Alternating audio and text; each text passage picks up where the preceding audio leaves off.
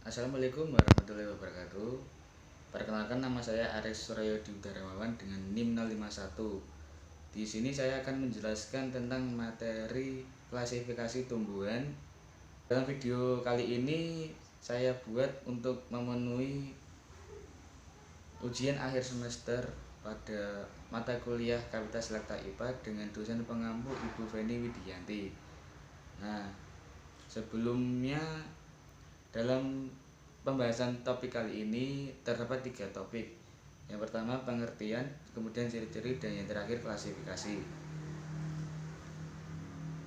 Nah, sebelum masuk dalam materi pokok, itu kita harus mengerti apa itu pengertiannya dari kingdom Plantae atau yang dikenal dengan tumbuhan merupakan salah satu organisme eukariotik multiseluler yang mempunyai dinding sel dan klorofil. Nah, klorofil merupakan zat hijau daun yang fungsinya untuk fotosintesis sehingga tumbuhan mampu membuat makanan sendiri atau bersifat autotrof. Inilah yang membedakan kingdom Plantae dengan kingdom Animalia. Selain itu, perbedaan lainnya yaitu kingdom Plantae tidak bisa bergerak bebas seperti kingdom Animalia. Nah, dalam kingdom Plantae diklarifikasikan menjadi 2, yaitu tumbuhan non-vaskuler atau Atracheophyta dan tumbuhan vaskuler atau Tracheophyta. Nah, dalam ini juga terdapat ciri-ciri. Yang pertama, dinding sel tersusun atas selulosa, kemudian multiseluler, menyimpan cadangan makanan dengan bentuk amilum atau pati, merupakan eukariotik, memiliki klorofil sehingga bersifat autotrof, mengalami pergiliran keturunan dalam siklus hidupnya. Klasifikasi kingdom Plantae ini sendiri yang pertama Thaliophyta yaitu Bryophyta, kemudian Tracheophyta, Pteridophyta, Chromatophyta, dan Spermatophyta. Yang pertama yaitu lumut atau sering disebut Bryophyta. Lumut atau Bryophyta ini berasal dari bahasa Yunani, bryon yang artinya lumut dan phyton artinya tumbuhan. Merupakan anggota kingdom Plantae peralihan antara Thaliophyta atau tumbuhan yang bertalus yang belum bisa dibedakan akar, batang, dan daunnya, dengan Chromatophyta, tumbuhan berkormus sudah dapat dibedakan antara batang, akar, dan daunnya. Ciri-ciri lumut yang pertama, tumbuhan lumut ada yang berbentuk lembaran, misalnya lumut hati atau Hepaticopsida. Ada pula yang berbentuk seperti tumbuhan kecil dan tegak, misalnya lumut daun atau Bryopsida. Kemudian yang kedua, lumut yang berukuran kecil memiliki tinggi sekitar 1-2 cm, sedangkan lumut yang berukuran besar tingginya sekitar 20 cm. Kemudian ciri-ciri yang ketiga, lumut berbentuk tumbuhan kecil yang berdiri tegak dan memiliki bagian-bagian tubuh yang mirip akar atau rhizoid, batang, dan daun.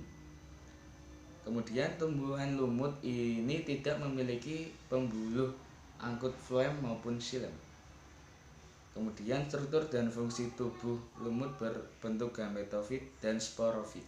Sebelum masuk dalam klasifikasi lumut ini, kita mempelajari tentang reproduksi lumut. Yang pertama, reproduksi aseksual terjadi dengan pembentukan spora melalui pembelahan meiosis sel induk spora di dalam sporangium atau sporagonium maksudnya. Kemudian spora tersebut tumbuh menjadi gametofit. Pada lumut hati atau reproduksi secara aseksual juga dapat dilakukan dengan pembentukan piala tunas dan fragmentasi. Kemudian yang kedua, reproduksi aseksual terjadi melalui fertilisasi ovum dan spermatozoid yang menghasilkan zigot. Zigot tersebut akan tumbuh menjadi sporofit. Sporofit ini berumur pendek sekitar 3-6 bulan. Ada 2 macam gametangium, yaitu archegonium atau gametangium betina dan antheridium atau gametangium jantan. Bisa dilihat dalam gambar tersebut, itu merupakan reproduksi lumut. Selanjutnya klasifikasi lumut. Yang pertama, lumut hati atau Hepaticaceae atau Hepaticopsida. Ciri-cirinya mempunyai tubuh berupa lembaran atau talus dan memiliki rhizoid. Saat fase sporofit, tumbuhan lumut terbatas karena belum memiliki jaringan meritematik. Gametofitnya mempunyai bentuk antheridium dan archegonium yang menyerupai sebuah payung. Habitatnya hidup di tempat lembab dan basah.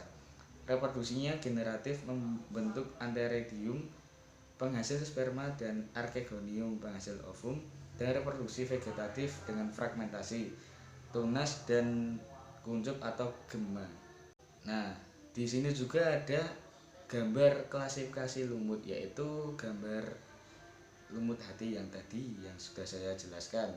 Selanjutnya lumut daun atau Bryopsida.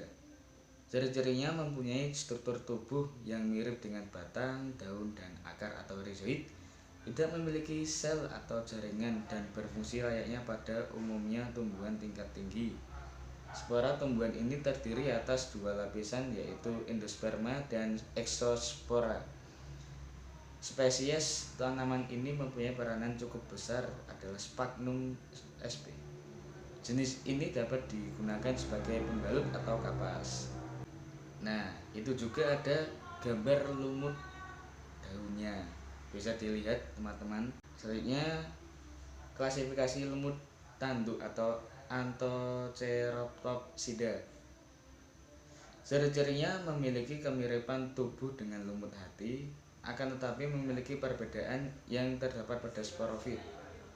Bentuknya menyerupai kapsul yang panjang, menyerupai seperti tanduk hewan. Letak rhizoid lumut ini berada di bagian ventral.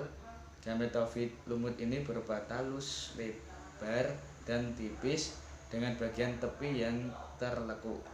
Habitat hidupnya di daerah dengan kelembapan yang tinggi. Nah, itu gambar lumut tanduk. Bisa dilihat ya teman-teman. Selanjutnya ini kita membahas tentang tumbuhan paku atau Pteridophyta. Nah, tumbuhan paku atau Pteridophyta merupakan suatu kelompok dari kingdom Plantae yang bagian tubuhnya memiliki akar, batang, dan daun sejati, serta memiliki pembuluh pengangkut. Tumbuhan paku termasuk dalam tumbuhan Cormus berspora. Ciri-ciri tumbuhan paku yang pertama, tumbuhan Cormus yang memiliki akar, batang, dan daun sejati. Akar serabut, batang berbentuk rizoma, daun beraneka ragam. Daun muda umumnya menggulung atau circinatus, ciri khas paku sejati. Memiliki jaringan pengangkut xilem dan floem. Habitatnya di tempat lembab. Spora dihasilkan oleh sporofit atau daun fertile. Mengalami metagenesis atau fase sporofit lebih dominan daripada fase gametofitnya. Spora dihasilkan dalam sporanium atau kotak spora. Gametofit pada tumbuhan paku berupa talus yang pada umumnya berbentuk lembaran yang disebut dengan protalium. Gametofit akan membentuk alat kelamin jantan atau antheridium dan alat kelamin betina archegonium. Selanjutnya reproduksi tumbuhan paku. Yang pertama, reproduksi aseksual dengan pembentukan spora melalui meiosis sel induk spora yang terdapat di dalam sporanium atau kotak spora. Spora akan tumbuh menjadi gametofit. Kemudian rhizom, yaitu pembentukan tunas-tunas tumbuhan paku yang berkoloni. Yang kedua, reproduksi seksual terjadi melalui fertilisasi ovum oleh spermatozoid berflagel yang menghasilkan zigot. Zigot akan tumbuh menjadi sporofit. Dalam siklus hidupnya, paku mengalami pergiliran keturunan atau metagenesis antara generasi gametofit yang berkromosom haploid dan generasi sporofit yang berkromosom diploid. Nah, dalam gambar itu juga lebih jelas skema reproduksi dan skema tahapan metagenesis pada tumbuhan paku Homospora. Kemudian klasifikasi tumbuhan paku. Yang pertama, Psilopsida atau paku purba. Struktur tubuhnya sederhana dengan tinggi antara 30 cm sampai 1 meter. Umumnya tidak memiliki daun dan akar sejati, tetapi memiliki rizom yang dikelilingi oleh rizoid. Jika terdapat daun, biasanya berukuran kecil atau mikrofil seperti sisik. Kemudian batang berruas-ruas dan berbulu nyata, bercabang, berklorofil, serta memiliki jaringan pengangkut. Sporangium terkumpul dalam sinagium yang terletak di ketiak daun pada ruas-ruas batang, menghasilkan satu jenis spora atau paku homospora. Nah, di dalam itu juga ada gambar yang menunjukkan bahwa itu tumbuhan paku purba. Selanjutnya yang kedua, Lycopsida atau paku kawat. Memiliki daun berbentuk seperti rambut atau sisik yang tersusun rapat pada batang. Batang berbentuk seperti kawat. Pada bagian ujung batang terdapat sporangium yang terkumpul dalam struktur seperti gada yang disebut strobilus. Kemudian banyak ditemukan hidup di hutan-hutan tropis, baik tumbuh di permukaan tanah atau sebagai epifit atau menumpang di tumbuhan lain. Itu juga ada gambar, bisa dilihat ya teman-teman. Kemudian yang ketiga yaitu tumbuhan paku Sphenopsida atau paku ekor kuda. Ciri-cirinya memiliki tubuh dengan tinggi rata-rata 1 meter, tetapi ada juga tingginya sampai 4,5 meter. Kemudian sporofit berdaun kecil atau mikrofil dan berbentuk seperti sisik dengan warna agak transparan. Batang berruas, berrongga, serta memiliki rizom. Sporangium terkumpul di dalam badan berbentuk kerucut yang disebut strobilus, menghasilkan spora dengan bentuk dan ukuran yang sama, tetapi jenisnya berbeda. Gametofitnya berukuran kecil dan mengandung klorofil. Nah, itu juga ada gambar yang menunjukkan bahwa itu tumbuhan paku ekor kuda. Kemudian yang keempat, Pteropsida atau paku sejati. Daun berukuran besar, daun muda menggulung, sporangium terdapat pada sporofit. Batang terdapat di bawah tanah atau berupa rizom. Sporangium tersusun dalam sorus yang terletak di permukaan bawah daun. Gametofit memiliki klorofil dengan ukuran yang bervariasi. Gametofit bersifat uniseksual atau biseksual. Nah, dalam gambar ini kan ada 3. Nah, yang pertama itu paku sarang burung atau Aspelinium nidus. Kemudian yang kedua semanggi atau Marsilea crenata. Kemudian yang ketiga suplir atau Adiantum radianum. Kemudian tumbuhan berbiji atau spermatopita. Ciri-cirinya yang pertama, tubuh dapat dibedakan secara jelas menjadi akar, bahkan batang dan daun atau kormopita.